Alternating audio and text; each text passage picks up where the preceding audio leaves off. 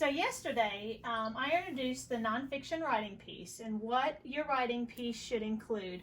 Let's review. It needs a title, a topic sentence, at least one question, maybe an interesting fact, and a concluding sentence. We went over some examples of some topic sentences. Now, I chose the topic sentence, this one here. You wouldn't believe what I learned about the brown long-eared bat. I'm going to put my thoughts on paper. My topic sentence here is written at the top. Now I'm going to have 3 ideas in my concluding sentence at the bottom. My ideas are going to come from the questions that I asked on day 1 and day 2 and researched. So I'm going to think about, what do I want to include in my story, my nonfiction piece? I want to put where bats live and where they're found. They're found in Europe. They roost in crevices. And crevices, we explained earlier, were small little holes. Well, let's see. Ooh, the ears. The ears are the big point here. So let's look at the ears. I'm going to say ears. Ooh, are very large. And they're used to hear the sounds of insects moving.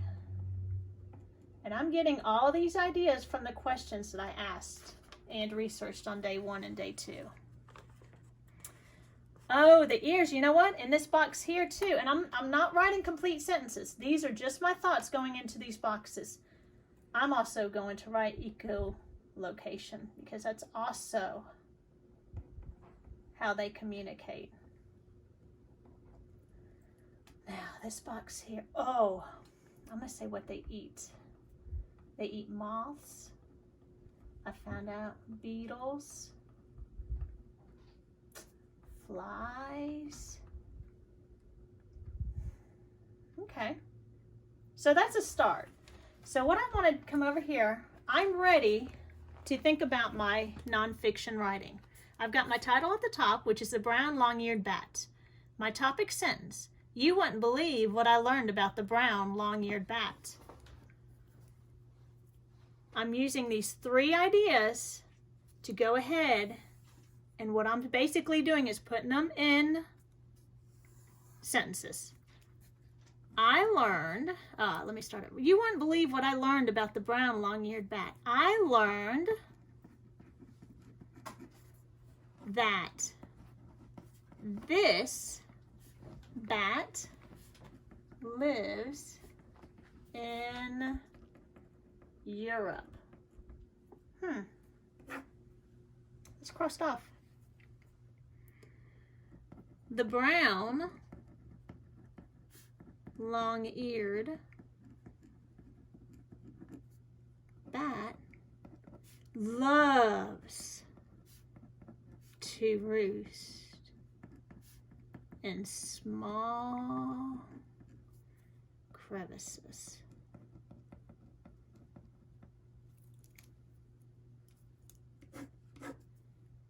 I'm thinking about a question here. His ears are awfully big. So I'm going to ask my question. Do you know why the brown long-eared bat's ears are so big? Look here, come back over here.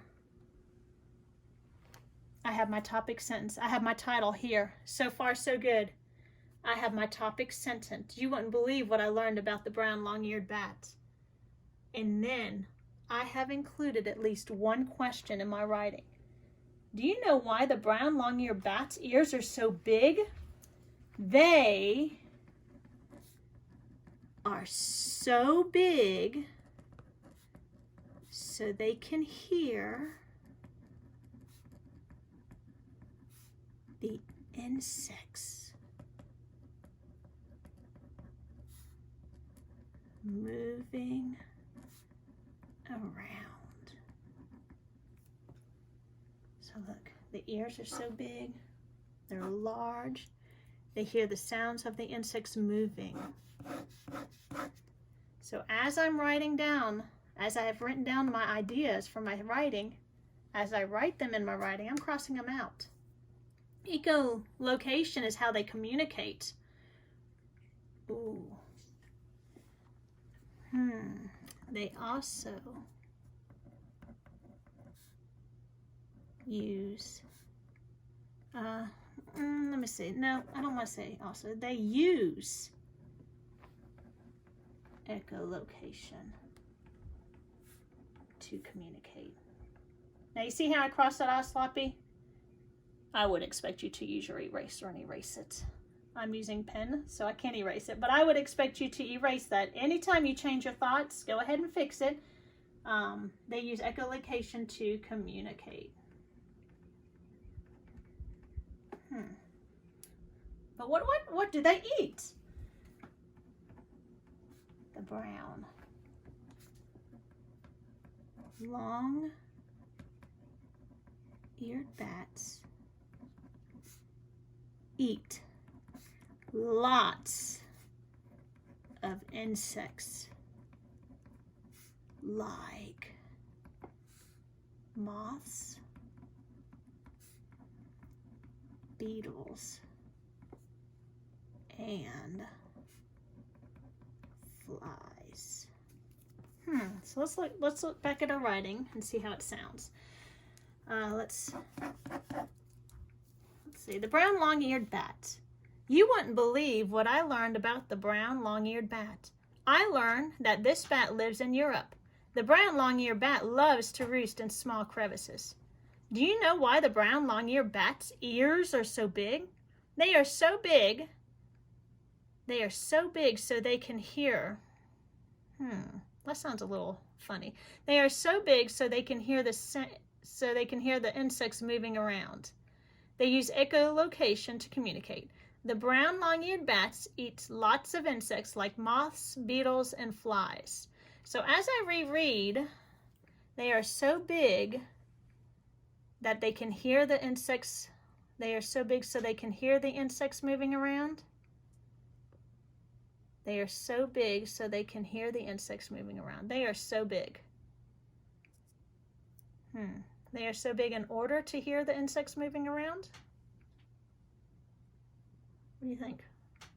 If I need to change something, then that's something that I would change. But that is my topic sentence. The information I just wrote here is called the body.